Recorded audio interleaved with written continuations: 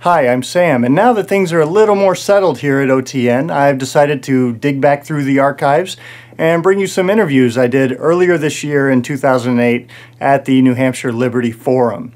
Coming up, you're going to hear from Irena Goddard, president of the Free State Project. Don't know what the Free State Project is? Well, make sure you watch and you won't be able to say that for much longer. We're also going to hear from some other Free State Project signers like Dale, who runs anarchyinyourhead.com, as well as Glenn Jacobs. And there's also an interview with Barry Cooper from nevergetbusted.com. Enjoy. Here with Irena Goddard, the Free State Project president. And we're at the Liberty Forum in 2008. This is a great event this year. How does this tie in with the Free State Project? Well, the purpose of the Liberty Forum is actually one of the two events that the Free State Project organizes, is to let people know what is happening in New Hampshire, to get them excited about joining and moving into New Hampshire and joining Free State Project, Free State Project is to get 20,000 individuals to 20,000 pro-liberty activists, individuals, to move to New Hampshire. And by people being active and promoting liberty and freedom in whichever way they feel is whichever way they want to do it, will hopefully shift the landscape, political landscape here in New Hampshire. So the purpose of the Liberty Forum is just to get the different pro-liberty groups together, bring new people from out of state in, bring, frankly, New Hampshire residents in, just to understand that we all have common goals here. This is not somebody wanting to take over anything. This is just understanding what are we working for, and aligning ourselves with groups that, frankly, already exist. Yeah, I think there are some really big misconceptions about what the Free State Project is and what the members want to do. What are some of the horror stories that you've heard from people that really didn't understand what it was about? Oh, you're one of those. You want to take over our state. And we learned from it. We learned from it that when we move, or when we moved to Concord, I got to know my neighbors. I brought my son, we chatted a little bit, I talked to all my neighbors on the street, and then maybe 2 weeks later I said, have you heard of the Free State Project? Oh no, what is it?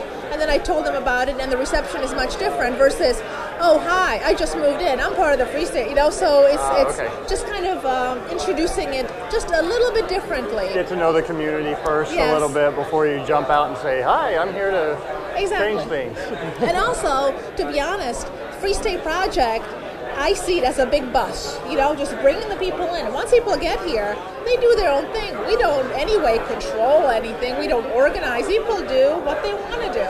And people get themselves, they join different organizations and they do whatever they want. We have people who have their own radio show and they don't join any organizations. Then we have people that are maybe part of the New Hampshire Liberty Alliance. That's only one of pro-liberty organizations here. And they go to the State House and they, listen to the legislature. They rate the representatives. So people know, through the system, kind of how to, know who's who and how to work within the system to get things done.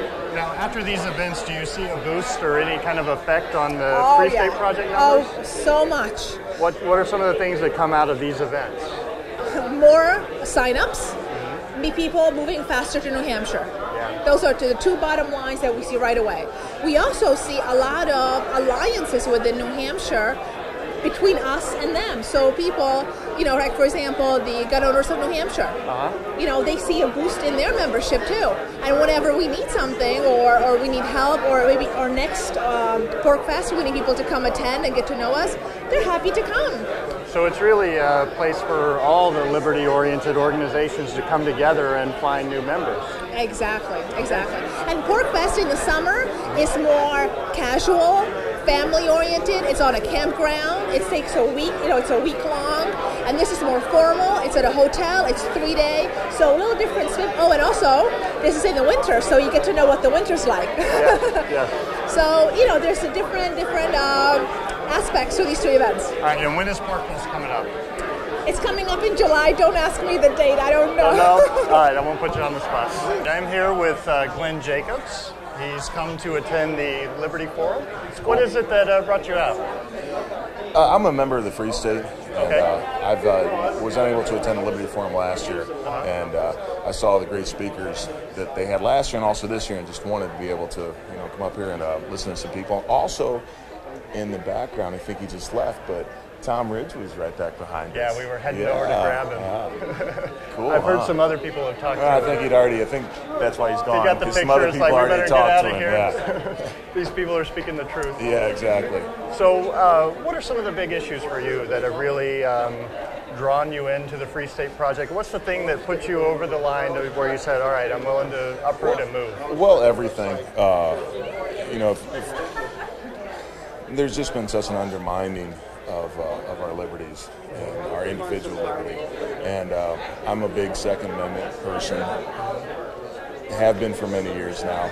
Also, the Real ID and the National ID card is a big concern of mine.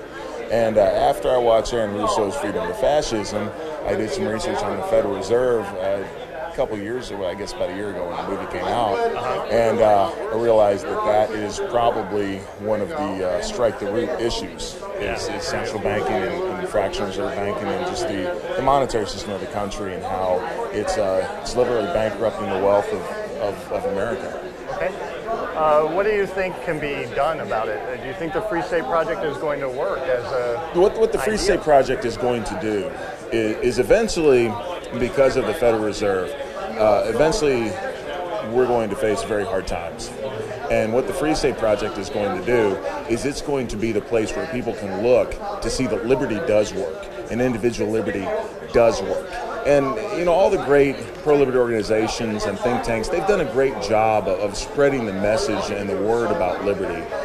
But New Hampshire is going to be the place where people can actually point to and say it works. And not only is liberty the most moral arrangement that people can have, it is also the most effective arrangement for utilitarian purposes. And it's the best arrangement for people in every respect.